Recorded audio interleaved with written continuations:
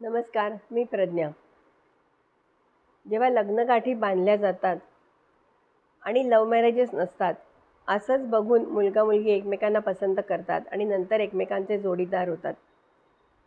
परंतु जोवर त्यांच्यात प्रेम पाझरत नाही, एकमेकांचे आपण झालो आहोत ही भावना दाटली जात नाही, तोपर्यंत म्हणावा तसा संसार होत नाही. किंवा कधी-कधी असं होतं, की कोणीतरी आपल्याशी गोड बोलतं आणि ती वचनं, ते बोलणंच आपल्याला भारावून टाकतं आणि आपण नकळत त्यांचं होऊन जातो. तर अशाच एका भावनेतनं आलेली ही कविता आहे. नाव आहे प्रेमे आलिंगता.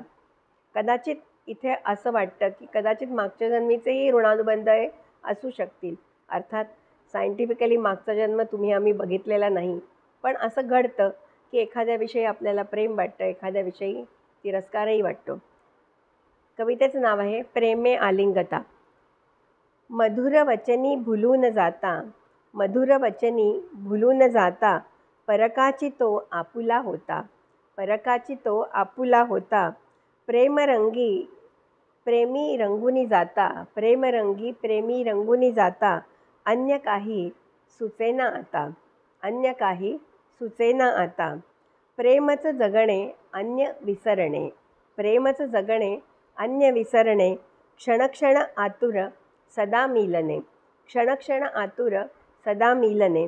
आकर्षणाचे हे बंध निराळे, आकर्षणाचे हे बंध निराळे, जगण्या मिळता स्वर्ग ठेंगणे. म्हणजे असं जीवन जगताना स्वर्ग ठेंगणा वाटत असतो. म्हणून म्हटलं आकर्षणाचे हे बंध निराळे, जगण्या मिळता स्वर्ग ठेंगणे.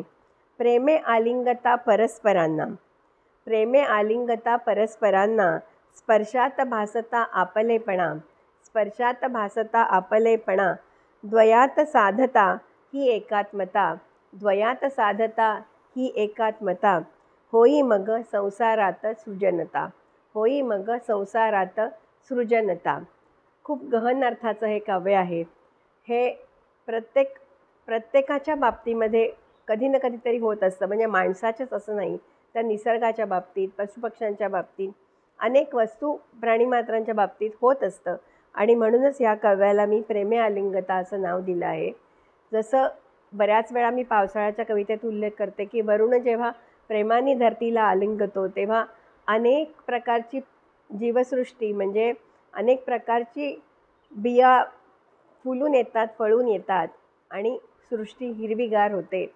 तसंच काहीसं प्रेमाचं असतं, की जोवर प्रेम पाझरत नाही तोपर्यंत कशालाच अर्थ नसतो. म्हणूनच प्रेमे आलिंगता परस्परांना, स्पर्शात भासता आपलेपणा, द्वयात साधता ही एकात्मता, होई मग संसारात सृजनता. थोडक्यात सृजनता येण्यासाठी प्रेम हे आवश्यक आहे. तुम्हाला कशी वाटली ही कविता? आवडली असेल तर पुढे फॉरवर्ड करा, बेल आयकॉन क्लिक करा, लाईक करा. धन्यवाद.